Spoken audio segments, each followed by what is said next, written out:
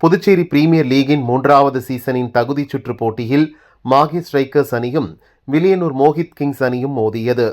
இதில் டாஸ் வென்ற மாகே அணி முதலில் பந்து வீச்சை தேர்ந்தெடுத்தது. பேட்டிங் செய்த வில்லியனூர் அணி தொடக்கத்தில் அதிரடியாக ஆடி ரன்கள் குவித்தது. பிறகு கேப்டன் அமன்கான் மற்றும் ஆகாஷ் ஆகிய இருவரும் அதிரடியாக ஆடியதை அடுத்து 20 ஓவர்கள் முடிவில் 9 விக்கெட்டுகள் இழப்புக்கு 170 ரன்கள் எடுத்தது. 171 ரன்கள் எடுத்தால் வெற்றி என்ற இலக்குடன் களமிறங்கிய மாகே அணியினர் தொடக்க முதலே அதிரடி காட்டினர்.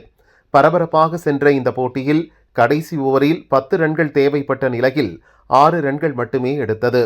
20 ஓவர் முடிவில் மாகே அணி 7 விக்கெட் இழப்புக்கு 166 ரன்கள் எடுத்து 4 ரன் வித்தியாசத்தில் தோல்வியை தழுவியது. வில்லியனூர் அணி தரப்பில் அதிகபட்சமாக அமன்கான் 2 விக்கெட்டுகளை கைப்பற்றி ஆட்டநாயகன் விருதை பெற்றார்.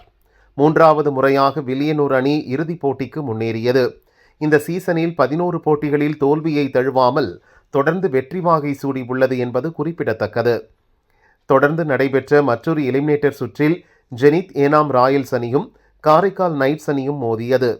முதலில் பேட் செய்த ஏனாம் அணி 20 ஓவரில் 5 விக்கெட் இழப்புக்கு 186 ரன்கள் எடுத்தது. அடுத்து ஆடிய காரைக்கால் அணி 18.1 ஓவர்களில் 115 ரன்களுக்கு அனைத்து விக்கெட்டுகளையும் இழந்தது. ஏனாம் அணி 71 ரன்கள் வித்தியாசத்தில் வெற்றி பெற்று 2வது தகுதிச் சுற்றுக்கு தகுதி பெற்றது. 10 பந்துகளில் 41 ரன்கள் குவித்த இர்ஃபான் உல் ஹக் ஆட்டநாயகன் விருதை தட்டிச் சென்றார். இன்று மாலை 6 மணிக்கு நடைபெறவுள்ள 2வது தகுதிச் சுற்று போட்டியில் மாகே ஸ்ட்ரைக்கர்ஸ் அணியும் ஜெனித் ஏனாம் ராயல்ஸ் அணியும் மோதுகின்றன. இதில் வெற்றி பெறும் அணி நாளை நடைபெறும் இறுதிப் போட்டியில் வில்லியனூர் அணியுடன் மோதும்.